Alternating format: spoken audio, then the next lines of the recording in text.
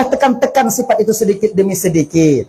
Ganyan. Merasa diri lebih baik daripada orang lain, merasa diri lebih mampu dibandingkan orang lain, merasa diri lebih mapan dibandingkan orang lain, merasa diri lebih berguna dibandingkan orang lain, merasa diri lebih alim dibandingkan orang lain dan abid dibandingkan orang lain. Pada ketika itu tanpa kita sadar, syaitan sedang membangkitkan bakwatenya sifat, yaitu sifat afe yang dalam batin tanya. Menang. Jadi makanya adik-adik tuan-tuan Bandung yang tungku-tungku dek, jangan merasa kalian lebih alim daripada orang tua tanya yang kampung. Memang malim lon tungku, yang kalian malim tanya kon tanya Allah. Bek merasa tanya yakin bak masjid ban merumpuk menurung yang kira-kira hana kai bak masjid seolah-olah lagi tak kalian bui. Ingat, jangan merasa kita lebih baik.